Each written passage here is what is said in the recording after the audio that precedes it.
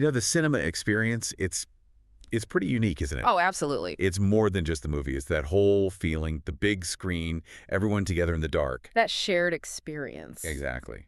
But behind all that magic, there's a really complex business side. For sure. And today, we're diving deep into that. We're looking at the unaudited financial results for PVR Inox Ltd. This is for the first quarter ending June 30th, 2025. So Q1 FY26. That's right. And for this deep dive, we've got their official investor presentation, the press release they put out, and the outcome of their latest board meeting. Plenty to dig into. Yeah, lots of material. So our mission today really is to unpack all of that. We want to pull out the key insights, the important bits, and basically give you a shortcut to understanding where India's, leading multiplex chain stands right now. We're not just looking at numbers on a page. No. We want to explore what they actually mean for performance and maybe more importantly for the future. So, okay, let's unpack this. When we look at the big picture for PVR Inox in Q1 FY26, what immediately jumps out at you? What's the headline? Well, I think the headline has to be the significant turnaround we're seeing, especially considering, where they were. Right. If we look at the main figures, and it's important, they state these numbers exclude the impact of ANDRI AS116, the lease accounting standard. Okay, so that gives a clear operational view. Exactly. It strips out some accounting noise for a better comparison. So with that said, revenue hit INR 14,879 million. That's up, over 23% year over year from about 12,086 million? That's a solid jump. It is, and maybe even more telling, EBITDA. It swung from a loss last year, about INR 199 million, to a positive INR 1,141 million this quarter. Wow, okay. That's a big swing. Huge swing. And while there's still a profit after tax loss, it's way down from a loss of INR 1,366 million last year to just INR 335 million this time. So losses narrowed significantly. Dramatically. It really suggests, a fundamental strengthening, not just bouncing back, but maybe getting past those post-merger hurdles towards something more sustainable. That makes sense. So what's really driving this? I mean, that's a powerful shift. Where is this momentum coming from, like on the ground level? Yeah, good question. It seems firmly rooted in how they're engaging with customers and just general operational performance. Okay. Take footfall, for instance. Patron visits were up. 34 million people came through the doors. That's a 12% increase year over year from 30.4 million. More people coming in. And are they paying more? They are. The average ticket price, the ATP, that climbed 8% year over year. It reached INR 254. Okay, so more people paying slightly more per ticket. But this isn't just about selling tickets, is it? I mean, how are these operational improvements really hitting the bottom line, especially when you think about what people spend besides the ticket? Absolutely. That's crucial. The spend per head, or SPH, hit INR 148. Now, that's a 10% year over year growth. Which is good. And get this. It's the highest ever SPH for the company. Highest ever. Okay, that's significant. It really is. It shows they're getting better at selling, food, beverages, those higher margin items. It's not just popcorn anymore. Right. Diversification. Precisely. And that diversification cushions them against, say, a weak month at the box office and boosts overall profitability. Makes sense.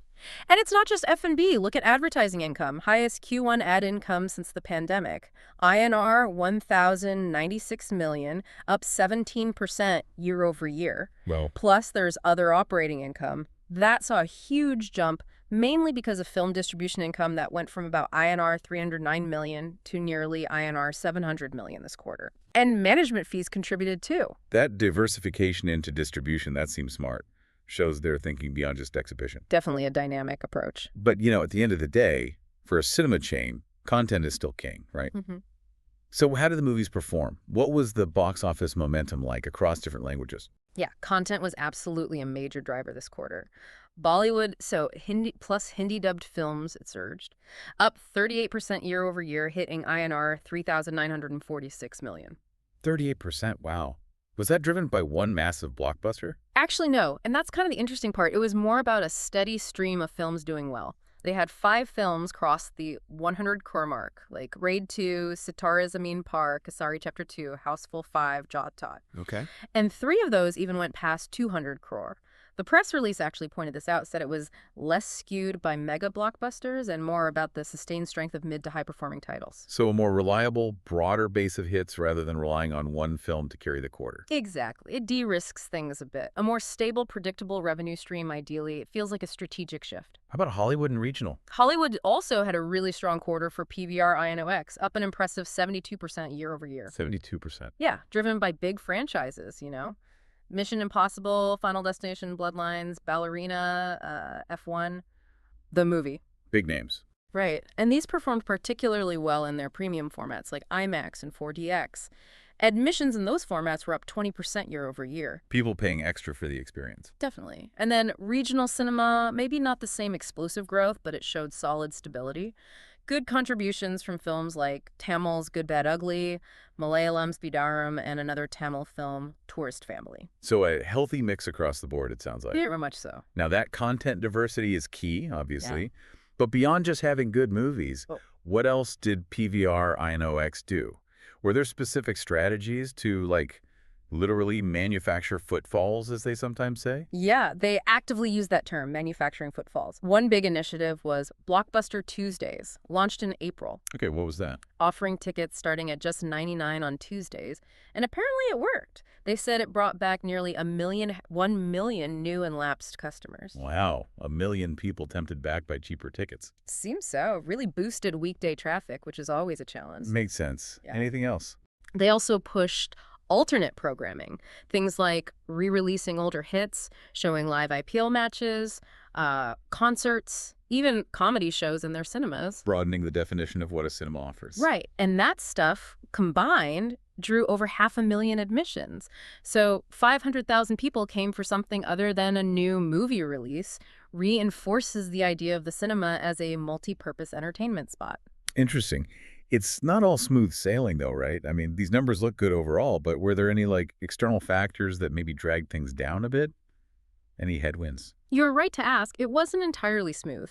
Despite the strong overall performance, they did face some disruptions. The company estimates they lost somewhere between 600,000 and 700,000 admissions due to unexpected issues. Like what?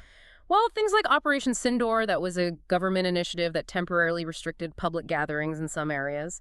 Then there were protests around a Punjabi film called Akal, which seemed quite controversial. Oh. And that led to another Punjabi film, Sardaji 3, being suspended indefinitely. So, yeah, external stuff they couldn't really control. But the underlying business was strong enough to absorb that hit, it sounds like. Pretty much, yeah. The momentum was there. Okay, so looking forward now. Yeah. What about their expansion plans and their financial health, particularly debt? Right. They're sticking to their capital-light expansion strategy. In Q1, they opened 20 new screens. 20 in one quarter. Yeah. And importantly, 14 of those were under what they call FAFE-O franchise-owned, company-operated, or asset-light models. Less upfront capital from PVR Inox. Correct. Seems to be the way they want to grow. They mentioned having another 55 screens signed up under FOCO and 72 under Asset Light. So the pipeline for that model is strong. And the total network size now? As of early August, they're at 353 cinemas, 1,745 screens across 111 cities in India and Sri Lanka.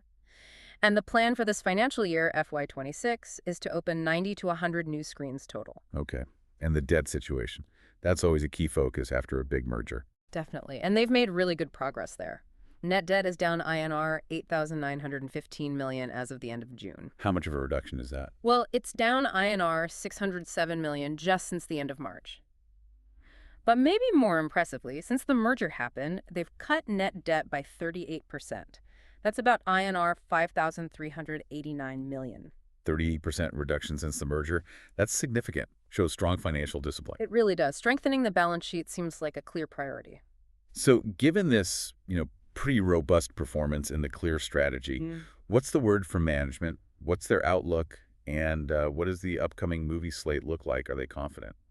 The management tone is definitely optimistic. Yeah. Ajay Bijli, the MD, put out a statement. He said, FY26 has begun on a positive note. He highlighted the healthy growth across metrics and credited the steady content slate. Giving them confidence. Yeah, he said, giving us confidence in the year ahead. He expects FY26 to be a strong year, basically. Mentioned a robust pipeline across Hindi, Hollywood, and regional films. And he also reiterated their focus on, customer experience, cost discipline, and long-term value. Oh, and he also mentioned that July, the start of Q2, had the highest monthly admissions in 18 months. Wow. Okay, so the momentum is continuing past Q1. Seems like it. That's a great sign. And the actual films. What's Yep. coming up that looks exciting? The pipeline for the rest of FY26 looks pretty packed, actually, and diverse. Like what? Give us some highlights. Okay, so for Hindi cinema, you've got big titles like War 2, Jolly LLB 3, Durandar, Tama, Alpha, Border 2, Love and War. Big names, big potential. I've laid some heavy hitters there. Hollywood. Huge franchises continuing. Avatar, Fire and Ash, that's the next Avatar. The Conjuring, Last Rites, Predator, Badlands, Project Hail Mary. Global appeal there. Right. And regional? Still strong. Looks like it. High-profile stuff coming. Tamil cinema has Coolie. Canada has Kantara. Legend Chapter 1. Oh, yeah, the Kantara prequel. Exactly. Telugu has Toxic, Akanda 2, Petty, Rajasab. Tamil has Italy Kadai. Punjabi has Nika Zaildar 4. It's a really broad slate. Should keep footfalls pretty consistent if they perform. Yeah, that lineup sounds like it covers a lot of bases. Okay, so just to quickly wrap this up, PVR Inox's Q1 for FY26, it really tells a story of pretty impressive resilience, doesn't it? I'd say so. Resilience and strategic strength. Driven by, what, a mix of good movies, those smart footfall initiatives like Blockbuster Tuesdays? And that focus on ancillary revenues, the high SPH. Right, getting more spend per customer. And, importantly, chipping away at that debt. Yeah, significant progress on debt reduction. It all paints a picture of a company that's adapting, innovating. Leveraging its scale. Exactly. Right. Leveraging its scale in a pretty dynamic entertainment world. It shows a clear path towards hopefully more sustainable growth. So, final thought then. Thinking about the future. You know, content keeps diversifying. Viewing habits are always changing. How does a company like PVR Inox keep that communal cinema experience, that magic we talked about at the start, not just relevant, but like indispensable? That's the million-dollar question, isn't it? How do you keep that special feeling alive and essential? Yeah. Something for you to think about maybe next time you're deciding whether to go out to the movies or stream at home. What makes that big screen experience truly necessary?